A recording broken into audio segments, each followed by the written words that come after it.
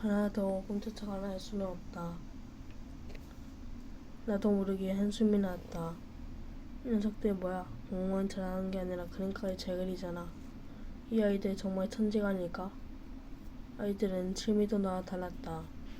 내가 듣는 음악은 유행가가 전부였지만 아이들은 클래식이나 아카펠라 같은 음악을 들었다. 오페라나 뮤지컬, 연극과 미술 전람회 같은 문화에도 익숙했다. 저번에 본 오페라 공연에 대해 말하는 아이들 속에서 난 혼자가 된 느낌이었다. 그때는 내가 경험해보지 못한 세계에 속해 있었다. 나는 한참 수준이 떨어진다는 열등감을 들었다. 어려서부터 다양한 문화를 누리며 자란 아이들이 부러웠다. 내가 공무원에 있다면 그들은 공부도 잘하면서 예능에도 재주가 많고 문화 수준까지 높았다. 나는 자라온 환경이 달랐다. 이런 생각을 하니 울적했다.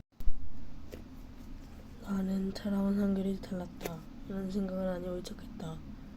미술실에 나와 교실로 들어가는 길에 강당 앞을 지나게 되었다. 강당에서 아름다운 음악 소리가 흘러나오고 있었다.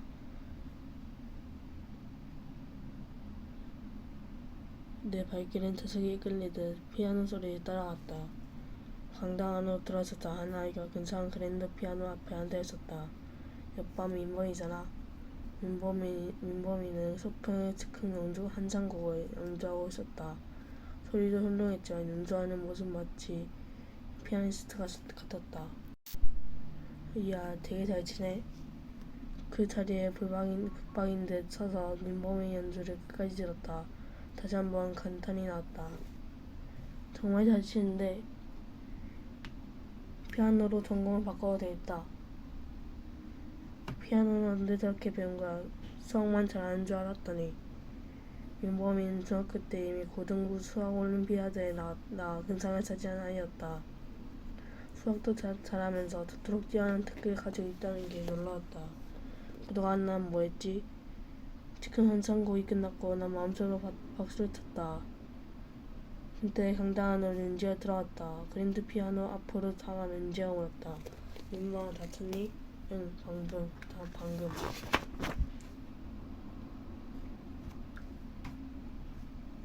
며칠 피아노 못 쳤더니 손이 근질근질하네. 스트레스 푸는 데는 피아노가 최고인데. 민범이와 윤지가 자리를 교대했다. 피아노 앞에 앉은 윤지가 건반에 손을 얹었다. 윤지는 손끝에서 라흐마니노프의 피아노 연주곡이 흘러나왔다. 이번에도 나는 입이 딱 벌어졌다. 내가 잘 모르는 내가 듣기에도 대단한 실력이었다. 그런데 윤지는 피아노만 잘 치는 것이 아니었다. 컴퓨터가 도사이기도 했다. 문득 내 자신이 초라하게 느껴졌다. 나도 피아노를 배웠어. 미술도 중학교 때까지 늘 좋은 점수를 받았고 수영도 할 줄 알고 바둑도 칠 줄 알아. 그래서 난 내 재능엔 자신이 있었는데 하지만 그 정도는 잘하는 축에는 못 껴. 나는 이 아이들처럼 피아노를 잘 치거나 그림을 잘 그리지 못해.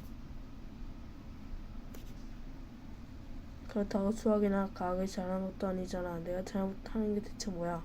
그 순간 내가 운동을 잘한다는 생각이 떠올랐다. 그래, 난 운동을 잘하지. 체육대회 때는 늘 이어달리기 선수로 뛰었어. 농구나 축구도 좋아해. 엄마 나더러 공무원 보면 정신을 못 차린다고까지 했잖아. 나 잘하는 게 있다는 걸 보여주고 싶어. 내 축구 실력을 보여줘야지. 강당에 나와 운동장으로 뛰어갔다. 운동장에 축구를 하는 아이들이 붐비고 있었다. 운동장에서 밖에서 몇 명의 아이들이 이야기를 하고 있었다. 윤진이 좀 봐라. 축구 잘하는데. 태클하는 모습이 예사롭지 않아. 나는 속으로 말했다. 저 정도를 가지고 축구를 잘한다고 할 수 없이. 좋았어. 지금 내 축구 실력을 확실히 보여줄게야. 내 멋진 플레이에 다들 놀라겠지? 난 자신 있었다. 그러나 마침내 공이 내게로 왔다. 나는 정확히 맨주인 쪽으로 공을 쳤다. 그러나 그건 내 착각이었다. 공은 내가 원했던 방향에서 한참 빗나갔다. 그렇지, 여긴 잔디구장이지. 운동장에서 잔디가 깔려있다는 걸 잊은 것이다. 내 모래 운동장에서 축구를 했던 내게 단지 구장은 낯설기만 했다. 잔디 위에서 공은 약간 뜬 상태가 되었다. 잔디는 원래 이런 거야. 공이 자기 마음대로 가네. 아이 참, 축구화 신었더니 더 안 돼. 결국 난 정확한 패스로 빠른 공간 침투도 골 각전력도 보여주지 않았다. 더 이상 축구가 재미없었다. 나 왜 이러지? 왜 다른 아이들처럼 즐기지 못하는 거지? 잔디고장, 훈련 시절 하나같이 똑똑하고 지름 많은 아이들. 하지만 나에겐 지옥이야. 학기 2학년 초, 이제 겨울 시작인데 난 벌써 지쳐가고 있었다. 경제학교는 전쟁 중. 영재고의 1학년 1학기는 적어도 내게는 그야말로 지옥이었다. 144명 중 143명이 전문화고에 뛰어나 의사 안고 있지야. 어쩌면 당연하지. 대한민국에서 내로라 하는 아이들은 다 모였으니까 이 높은 벽을 대체 어떻게 넘어야 할까? 이 아이들의 이기기커녕 따라가기도 힘들 거라는 생각에 난 절망했다.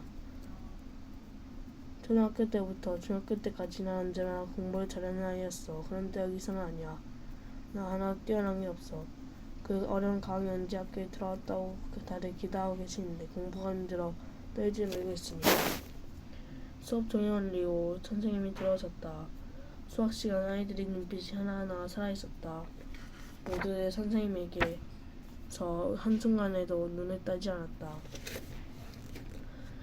다른 따라하기 힘든 수업이었다. 고자는 미국의 원서였는데 고등학교 때 수학을 모두 다루고 있었다. 자취 한 문헌이라도 팔았다간 그만 진도를 놓칠 수밖에 없었다. 정신없이 선생님 말씀을 모의하다 보니 어느덧 정초를 올렸다. 오늘 배운 단원 연습 문제 짝수번호 좀 풀어와라. 20문제밖에 안 되니까 오늘 숙제는 간단하지? 이제 이 아이들이 아우성을 치기 시작했다. 아이 선생님 좀 봐주세요. 숙제하느라 밥 먹을 시간이 없어요. 다른 숙제도 너무 많단 말이에요. 물리시험 리포트까지도 내일 해야 돼요. 영어 시험이랑 수학 퀴즈도 내일이고요. 그것뿐이 아니에요. 국어 발표 준비도 해야 한다고요. 엄살 피우지 마. 실력은 숙제하면서 느는 거야. 내일까지 꼭 해오도록. 그렇지만 엄살이 아니었다. 1학기에 우리 반이 들었던 과목은 수학, 물리, 지구과학, 물리시험, 지구과학 실험, 국어, 영어, 프로그래밍, 미술, 체육이었다. 수학의 경우 일주일에 5시간 수업이 있는데 총 3분의 선생님이 번갈아 들어오셨다. 물리는 4시간에 선생님이 2분, 지구과학도 4시간에 2분, 국어가 3시간에 3분, 영어가 4시간에 3분, 실험 과목에 각각 한 분씩, 프로그래밍도 한 분이었다. 이렇게 미술과 체육을 제외한 8과목에 총 16분의 선생님이 수업하셨다. 그 많은 선생님들이 각각 리포트, 과제, 발표, 퀴즈를 매일같이 내주셨다. 아무리 영재 천재이라 해도 감당하기 어려운 양이었다. 더욱이 선행학습이 안 돼 있던 나에게는 지옥이 따로 없었다. 선행학습이 안 된 채 들어온 아이는 나 말고는 없는 듯했다. 아이들은 이미 고등학교를 과정을 다 마친 상태였다. 그런 아이들을 따라가려니 너무나 힘이 들었다. 수학 선생님은 거실에 나가셨고 이제 쉬는 시간이었다. 하지만 화장실 가는 아이는 한 명도 없었다. 영어 시간이 단어 시험이 있기 때문이었다. 쉬는 시간이 아니면 따로 외울 시간도 없었다. 다른 숙제를 할 시간도 모자랐기 때문이다. 그래서 외울 단어가 100개든 200개든 무조건 수업은 10분 동안 외웠다. 아이들은 중얼중얼 단어를 외우기 시작했다. 반 아이들 모두 그러고 앉아있으니 마치 종교의 단체의 기도 시간 같았다.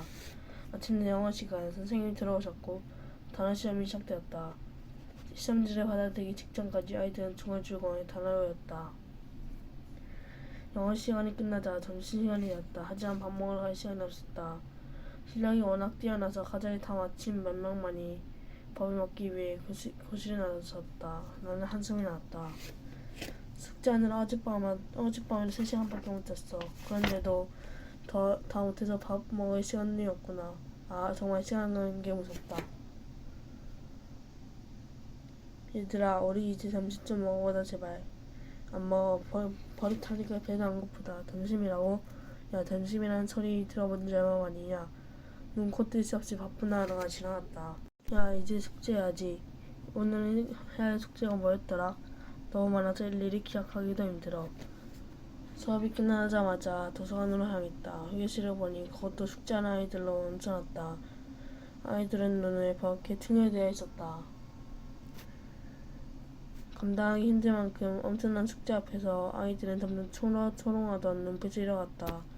그리고 조금씩 포기하는 아이들도 나타났다. 적당히 공부하면서 게임을 하거나 밴드부와 같은 특별학대에 푹 빠지곤 했다. 그렇지만 나는 아직 포기할 수는 없었다. 어떻게든 뱉어내야 한다는 생각뿐이었다. 특별한 재능을 가진 아이들 틈에서 내가 살아날 수 있는 방법은 공부밖에 없었기 때문이다. 하루하루가 시간과의 전쟁이었고 나 자신과의 싸움이었다. 매 순간 이를 악물어야만 했다. 특별한 재능을 가진 아이들 틈에서 내가 살아남을 수 있는 방법은 공부밖에 없었기 때문이었다.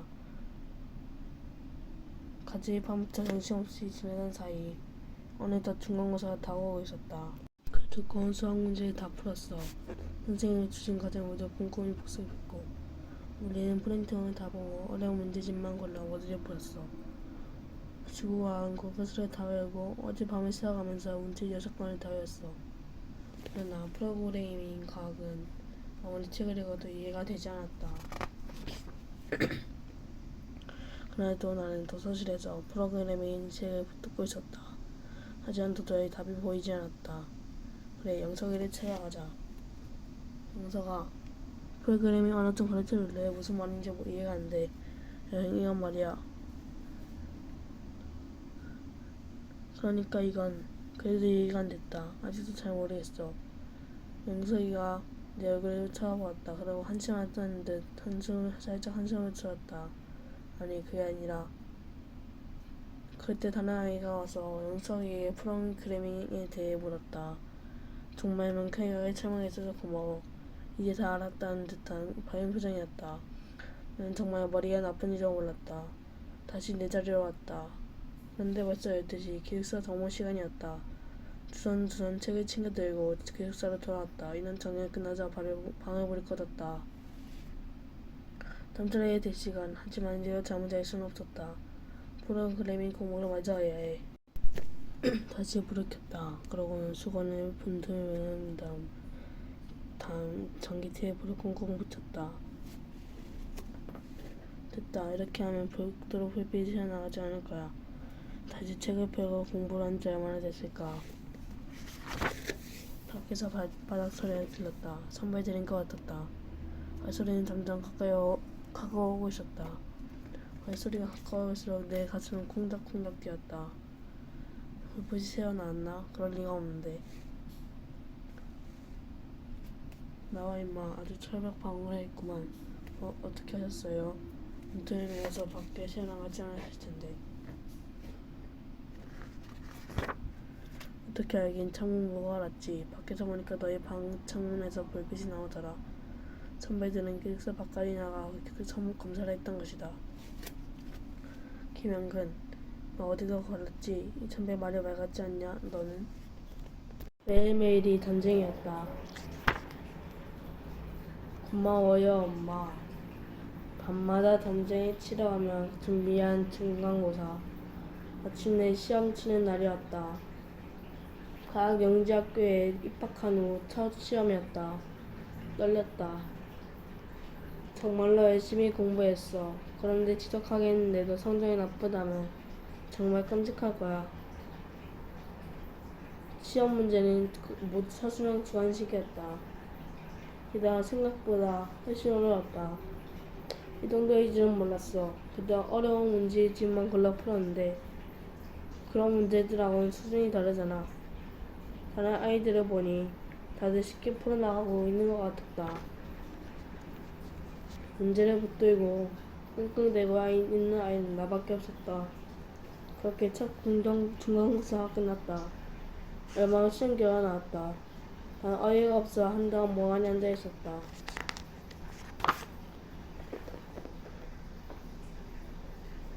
우리 반 18명 가운데 물리는 11등, 수학은 12등이었다.